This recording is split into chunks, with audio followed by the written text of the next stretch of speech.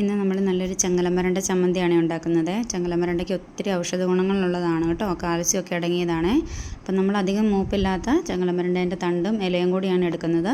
അതിങ്ങനെ അതിൻ്റെ മൂത്തതാണെങ്കിൽ നാരുണ്ടാവും, അപ്പം നാര് വലിച്ച് കളയണം. എന്നിട്ടതിങ്ങനെ എടുത്ത് നമ്മൾ പത്തൽമുളകും ചെറിയുള്ളിയും വെളുത്തുള്ളിയും തക്കാളിയും പുളിയും എടുത്തു. കറിവേപ്പിലയും വേണം, കായപ്പൊടിയും വേണേ. മെയിനായിട്ടും കാണിക്കാൻ വിട്ടുപോയി.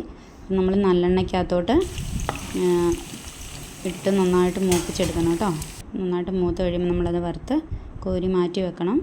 ആ എണ്ണയിലോട്ട് തന്നെ ചെറിയുള്ളിയും വെളുത്തുള്ളിയും ഇട്ട് കൊടുത്തു. അതും മൂത്ത് കഴിയുമ്പോൾ നമ്മൾ അതും മാറ്റി വെച്ചു.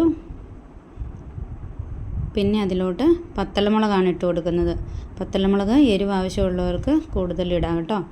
അപ്പം പത്തലമുളക് ഇട്ടു, അതും മൂപ്പിച്ചു. പിന്നെ തക്കാളിയും ചെറിയ കഷ്ണം പുളിയും കൂടെ അതുപോലെ തന്നെ നമ്മൾ വറുത്ത് കോരി മാറ്റി വെച്ചു.